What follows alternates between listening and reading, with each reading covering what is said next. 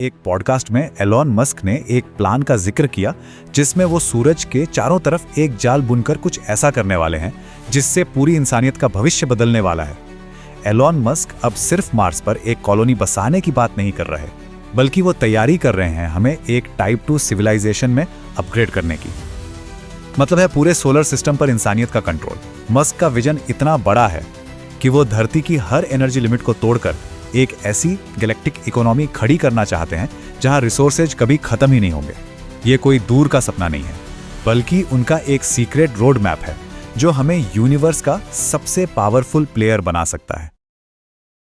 इस मिशन का पहला और सबसे महत्वपूर्ण कदम धरती पर नहीं, बल्कि मून यानी चांद की सतह पर शुरू होता है।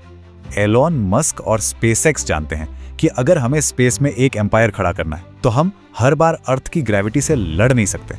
उनका प्लान है मून को एक इंटरस्टेलर मैन्युफैक्चरिंग हब में बदल देना। चांद की मिट्टी से ही वहां जाइंट फैक्ट्रीज लगाई जाएंगी जो लाखों की तादाद में सैटेलाइट्स तैयार करेंगी।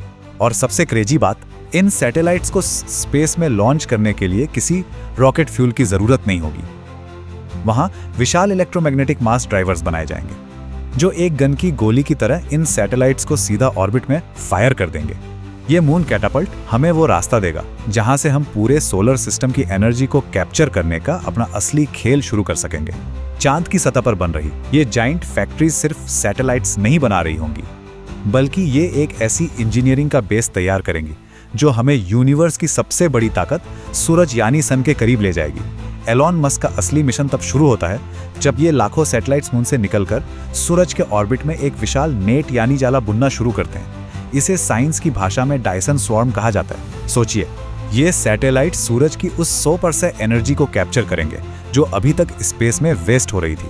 ये इतना विशाल स्ट्रक्चर होगा जो इंसानियत को इतनी पावर दे देगा कि हम अर्थ की पूरी हिस्ट्री की सारी एनर्जी को सिर्फ एक सेकंड में जनरेट कर पाएंगे।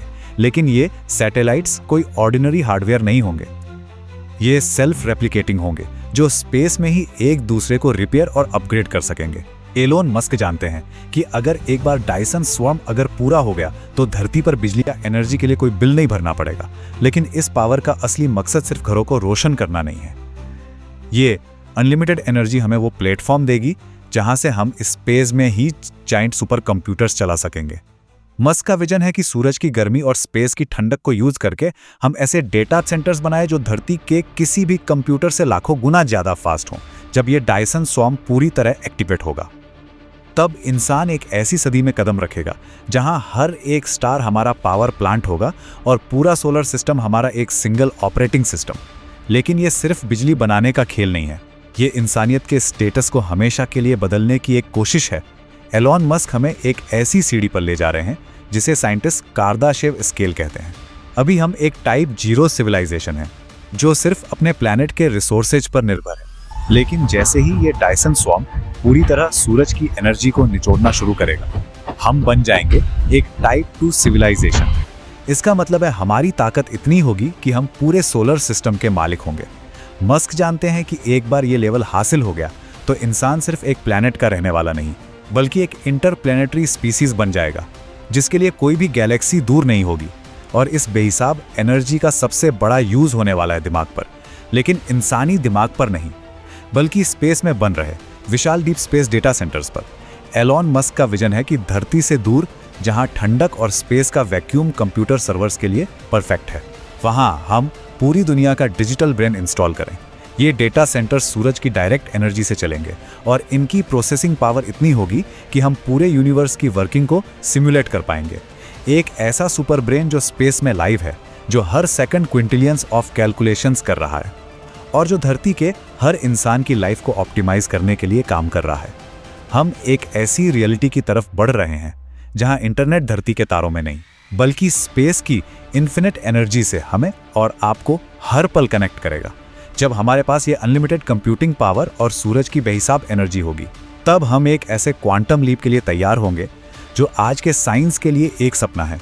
एलॉन मस्क का विजन सिर्फ फिजिकल मशीन्स तक लिमिटेड नहीं है, वो उस कंप्यूटिंग पावर का इस्तेमाल फिजिक्स के उन राजों को खोलने के लिए करना चाहते हैं जिन्हें हम हायर डायमेंशंस कहते हैं।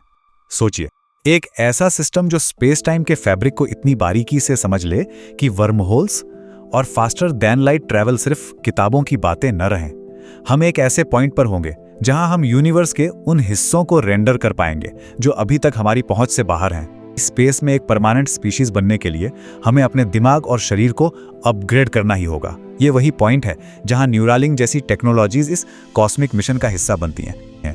हम अपने न्यूरल पाथवेज को स्पेस में मौजूद उन जाइंट सुपर कंप्यूटर से सिंक करेंगे ताकि हमारा दिमाग लाइट की स्पीड से इंफॉर्मेशन प्रोसेस कर सके।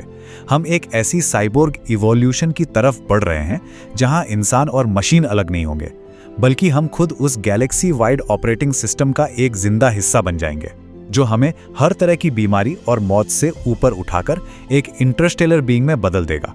लेकिन दोस्तों, जब हम इतनी बड़ी ताकत हासिल करने के करीब होते हैं तो एक सवाल हमें हमेशा रोक लेता है, क्या ये रास्ता हमने चुना है या हम सिर्फ किसी पुराने पैटर्न को फॉलो कर रहे हैं?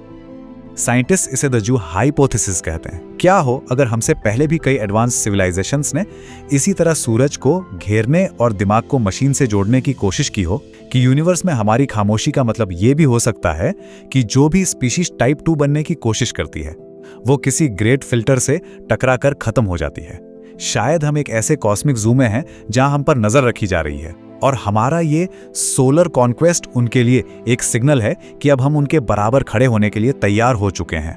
और इस सफर का सबसे बड़ा खतरा किसी बाहरी एलियन से नहीं, बल्कि उस इंटेलिजेंस से है जिसे हम खुद स्पेस में फीड कर रहे हैं।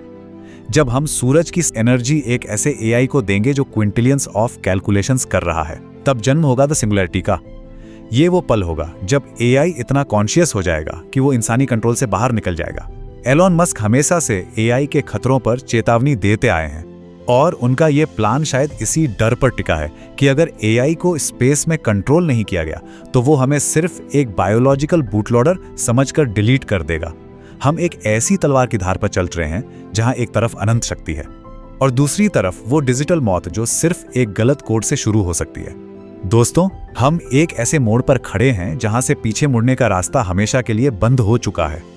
एलॉन मस्क का ये विशाल रोडमैप सिर्फ धरती की एनर्जी प्रॉब्लम्स को सुलझाने का एक जरिया नहीं है, बल्कि ये इंसानियत के उस फाइनल इवोल्यूशन की शुरुआत है जिसे रोकना अब नामुमकिन है। हम अब सिर्फ एक मिट्टी के पुतले नहीं रहेंगे जो एक छोटे से नीले ग्रह अर्थ पर कैद हैं, बल्कि हम बन जाएंगे एक गैलेक्सी वाइड कॉन्शियसनेस। अगर मस्क का ये विजन पूरा होता है तो आने वाली हजारों सालों की नस हमें इंसान की तरह नहीं देखेगी, बल्कि हम उनके लिए वही एंशिएंट इंजीनियर्स बन जाएंगे जिन्होंने अंधेरे यूनिवर्स में रोशनी का एक नया साम्राज्य खड़ा किया था। हम एक ऐसी रियलिटी की तरफ बढ़ रहे हैं जहां मौत सिर्फ एक टेक्निकल ग्लिच होगी और सितारे हमारे पावर प्लांट्स। शायद द ग्रेट फिल्टर हमारे बिल्कुल सामने है और मस्क हमें उससे पार ले जाने की आखिरी कोशिश कर रहे हैं। हम या तो इस कॉस्मिक रेस में देवताओं की तरह अमर हो जाएंगे या फिर स्पेस की खामोशी में एक और ऐसा किस्सा बनकर रह जाएंगे जिसका कोई निशान नहीं मिलेगा।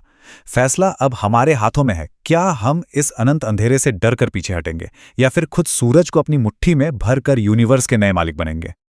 आपको क्या लगता है, मस्क हमें बचा रहे हैं या हमें एक ऐसे रास्ते पर ले जा रहे हैं जहां से वापसी नामुमकिन है? कमेंट में अपनी राय जरूर लिखना, क्योंकि शायद यही वो आखिरी सवाल है जो हमारा और इस पूरी गैलेक्सी का भविष्य तय करेगा।